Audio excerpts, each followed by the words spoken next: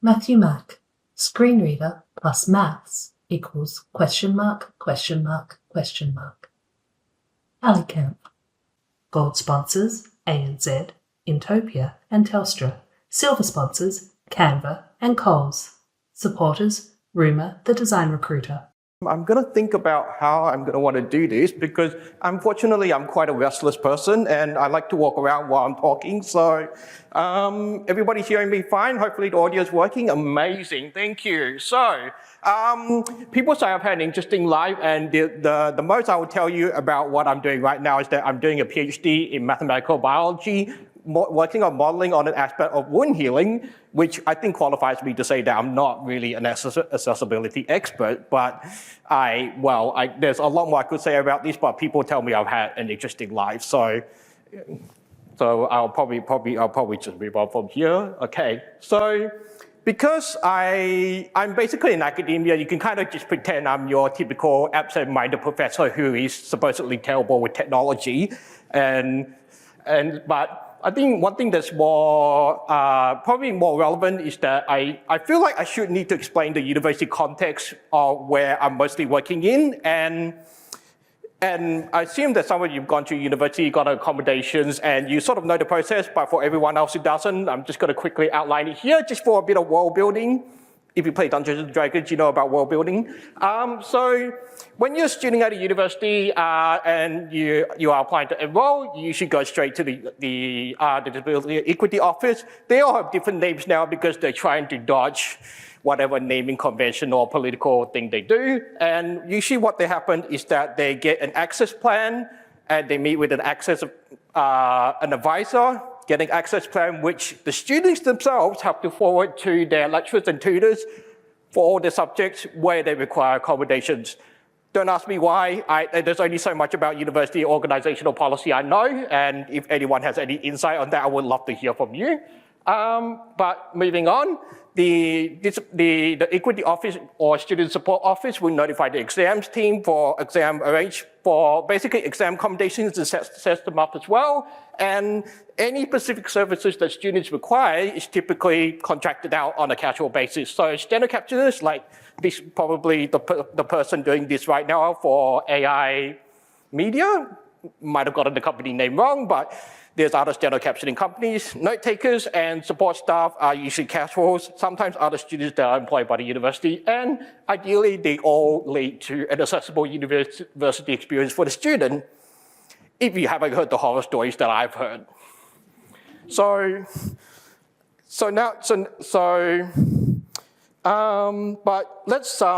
But distractions aside, let's actually jump into the question in the title. So how does math sound on the screen reader? Let's find out. So we've got hopefully a simple enough piece of mathematics, and I'm not going to ask for a volunteer over the audience, but I just want you to kind of just read it out in your heads, think about how you would say it, how you would express it, and so just give you a moment to let the voice in your head, if you're able having a voice in your head. I know there's some people who don't, but here we've got I shouldn't say simple.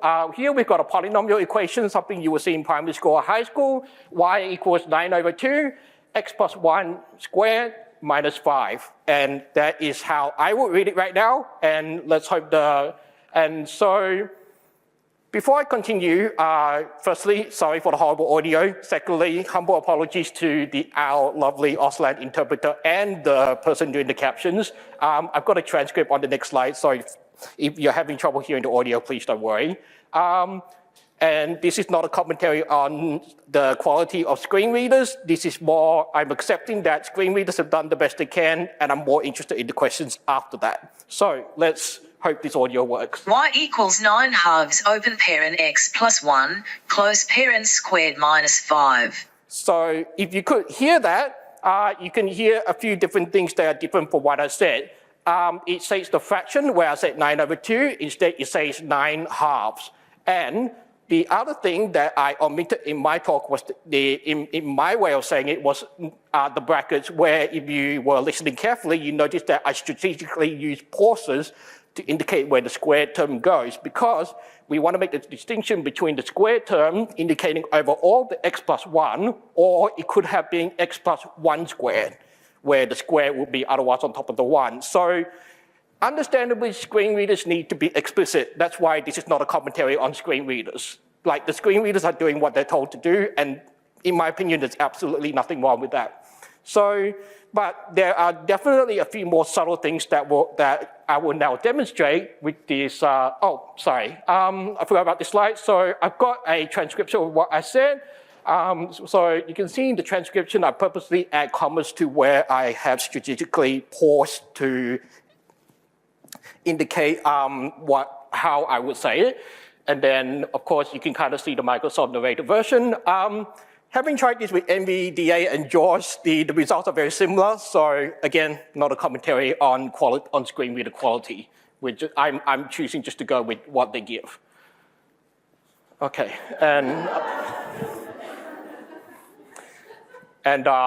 so the other Auslan interpreter has just stepped up, and unfortunately, she has now volunteered to read out this. No, I'm joking. So obviously, I'm not going to ask you to read this. There's a lot of mathematical symbols you don't know. This is an equation that you would normally see in third-year undergraduate mathematics, usually in an introductory usually in a subject called complex analysis. And yes, by its name, it is complex. So are you ready for me to say the mouthful?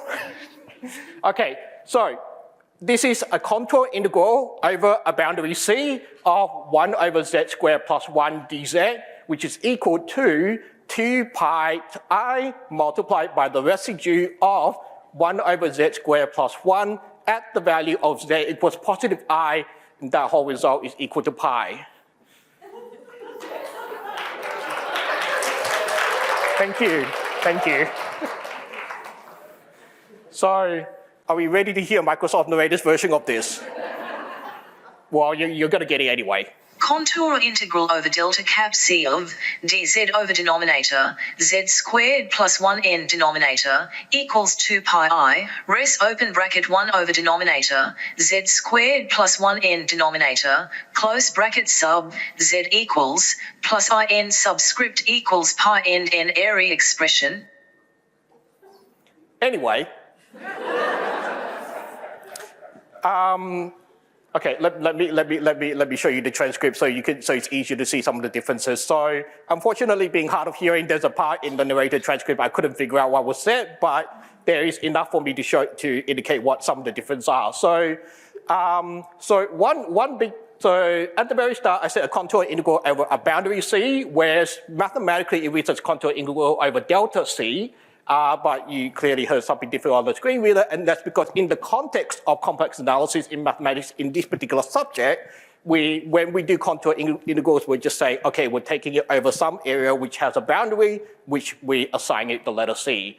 Another thing you might have noticed is in the fraction, where if the denominator is big enough, the screen reader actually indicates the start of the denominator and the end of the denominator, where it says denominator and denominator.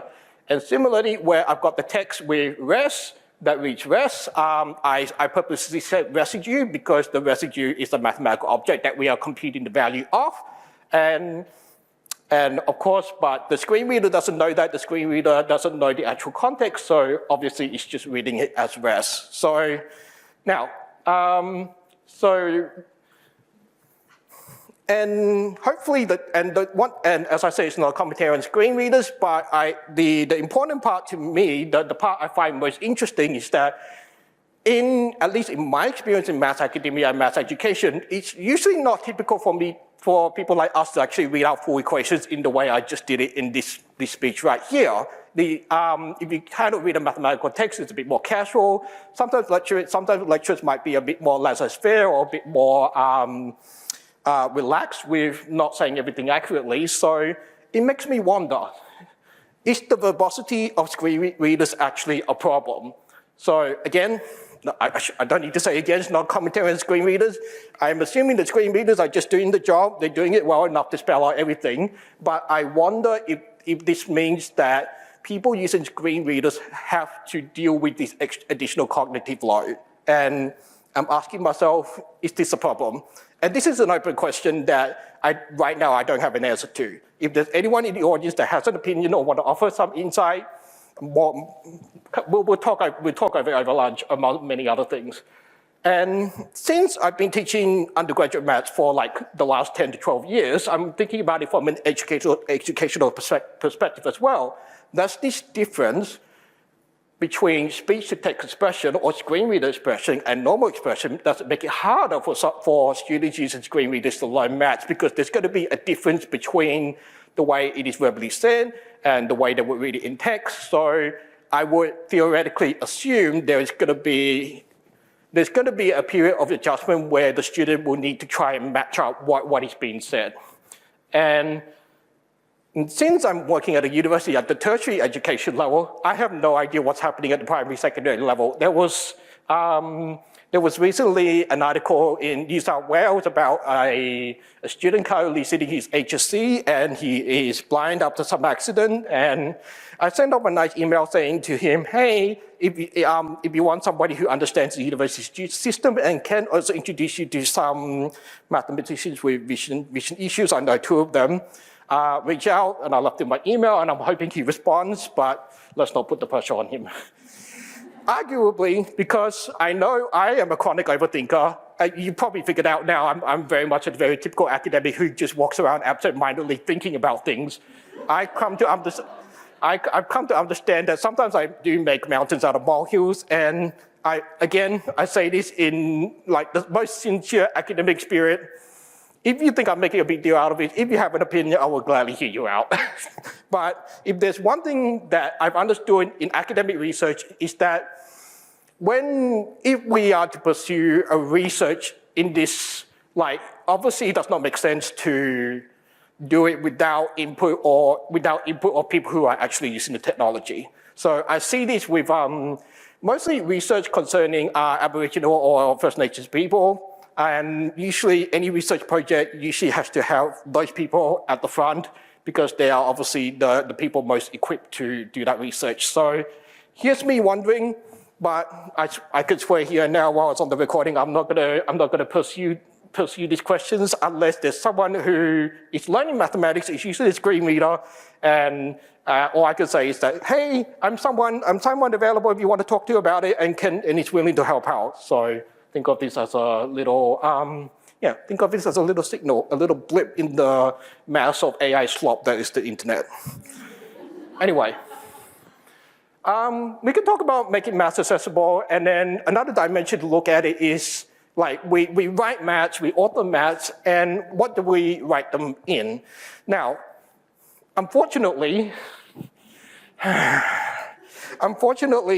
this is a result of various technology, and this is kind of just a result of technological development.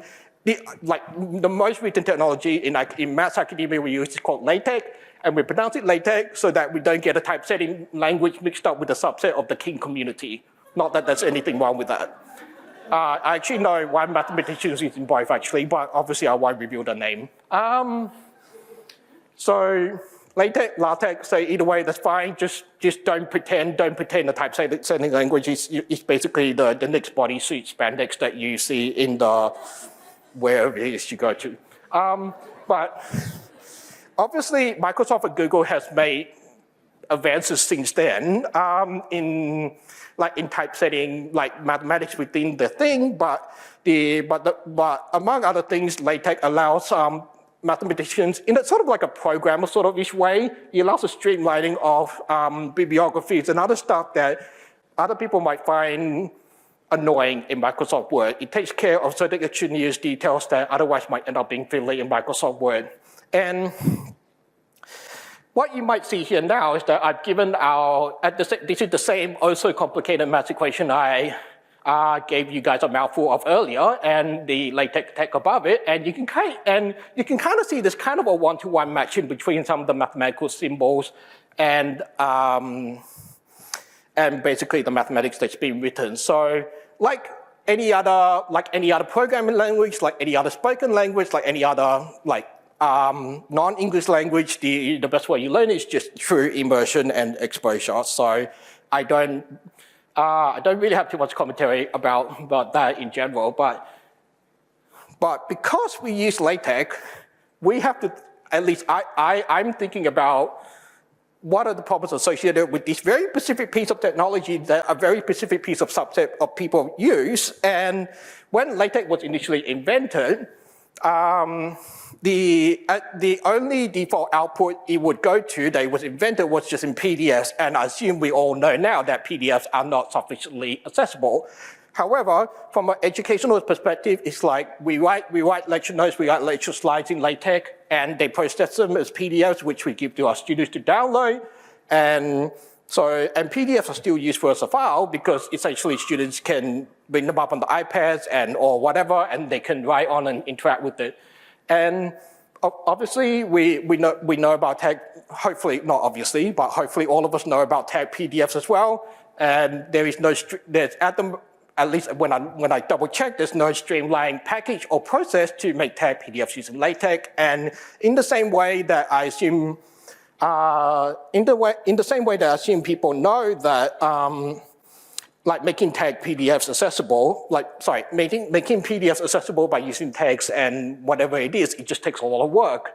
And the other main thing is that if you dig a bit further, or on the technological side of things, the PDFs themselves, the core way that they're set up at the very base code level makes them actually insufficient for accessibility requirements. So I'll have that link in the slide, but if you're interested, you can I hope you snap the QR code now. But it does require a bit of technical knowledge. It's a long article, so hopefully you have the patience to read through it, but if not, that's all fine. So one of the more obvious solutions is in academia is that, or at least something I'm trying to encourage among other people, is that we're trying to move people away from using the standard LaTeX tools and publishing in PDFs to different authoring tools that allows us to publish to HTML as well. And for mathematics, the basic advice is that you publish content to the web so that you can take advantage of web technologies and web accessibility. So I assume in your organization or within universities, you've got your learning management system, you've got your content management system that is basically like, if you want to type up a blog post, and then you have a bunch of tools, that's all there. And basically the same tools are within learning management systems. So basically it's just write directly onto the web using the learning management system. One of my colleagues at the University of Melbourne has been doing that with his second year stats subject, and he's finding that the students are actually preferring the HTML version instead of having separate PDF files, which was really quite good to hear. Another possible tool to use is that if with Markdown and simple LaTeX, I don't know how many people here know about Markdown, but hopefully some of you are familiar with the note-taking app Obsidian, but that could be me with spending too much time on technology and the internet. So similarly, Markdown and simple LaTeX is, yeah, I just realized I'm sort of assuming what you know what Markdown is, but I'll probably avoid having explaining that. But basically, the main advantage is that there's not a lot to learn on top of it being a typical text file. There's a low barrier to entry, but one of the cons is that it cannot do some of the more fancier things that like old school users of LaTeX might be used to doing. So you're gonna have people who grumble about, why can't I do this oddly specific LaTeX thing? And it's just like, there's probably, well, my opinion would be like, it's probably an easier way to do it. Anyway, now, a bunch of mathematicians in the US have come up with a different solution, is that why don't we invent a new XML-based language that will allow us to publish to all different possible formats? And this is what came out of their efforts. It's a language called Pretect. I hope I'm saying it right, but if you're familiar with the XML type language, you sort of know of its versatility. And on the right, I've got an indication of how it looks. You can kind of see under the listing of display equations, the code. It looks very similar to HTML and LaTeX combined together. So, however, as always, learning a new language takes time and effort, and it's not a mature enough technology yet to enable not so technical people to use it. So there's still a bit of improvement to be done on that point. And usually at the university level, you have lecturers who are basically reusing lecture notes who were originally authored in LaTeX many years ago. And so it's like, okay, we are not going to spend a whole ton of effort rewriting or converting those into some new language, and so the amount of effort required is, in terms of authoring educational content, is usually way too much. So it's pretty hard to get university academics to shift to using a technology unless they are basically writing a new subject from scratch. So it is effectively an inertia thing. So there are different types of authoring technologies out there. The other main solution is that there are different tools that have been created to improve LaTeX to HTML pipelines. So before I said LaTeX can only be published to PDF, people have now developed tools to enable converting LaTeX into HTML documents. So the two main ones I've listed here are Pandoc. Pandoc is a command line based application. Again, it requires technical usage. But this other one I want to highlight is LaTeX ML. So you can see the last three letters again is XML. So it's used in an XML based language to convert LaTeX. And it's used for archive, which is basically if an academic has submitted a paper to a journal article, but they're waiting for the journal article to come back, they basically put the paper in archive, which is basically a place where you put pre-print papers. So if you've written up a paper, you submit it, but you want other people to see it before it's published, you basically submit it there. And what they've done is that on every preprint paper they put up there, there is a link with the HTML experimental, which uses LaTeX ML under the hood, and basically you end up, and it automates the generation of HTML content, but it's still experimental because basically the main issue now is that there are some people using esoteric LaTeX packages, so it's basically just, so the remainder of the work that needs to be done is basically just trying to pick out all these smaller ones. So again, as I said before, technical knowledge is required and the converted output still requires a review, but this is one of the current projects that's in progress. And now onto the last main thing I want to talk about, which is a bit more personal to me, having a hearing loss, should match be typeset within video captions as well. And so I'm gonna ask you guys to have a look at these. And I want to ask you a question. Which of these would you prefer to see in captions? So again, so this is the exact same expression. The first one is written in mathematical text as mathematicians would prefer to read it in the textbook. But the second one is what it would look spelled out, assuming the captions are done correctly. So, okay, show of hands, people who prefer the first one on the top. Okay, you prefer reading the mathematical expression. And then people who prefer the bottom one, seeing it all spelled out. Okay, interestingly, noticeably fewer, I would say roughly 1/5, 1/6. So, and thank you all. That was a very interesting experiment to me as well. And that's useful data collection for me as well. So thank you for being my guinea pigs. Because I struggle with this question myself. I tell myself, I know as a mathematician, because I'm used to seeing the mathematics written like this, I would prefer to see typeset as mathematics. So that leads me to the question, how can we make captions have mathematics in them? Because at the moment, caption formats are basically in raw text files. You might know your SRT, whatever it is. And what I noticed on YouTube in my casual viewing, is that it's possible to insert HTML elements. And so I asked myself, if you can insert HTML elements, can you extend that to include LaTeX? So in case you probably know how the technology works, but I just want to kind of zoom out on the process that YouTube would send videos and the subtitle files to your browser, and then your browser renders the information.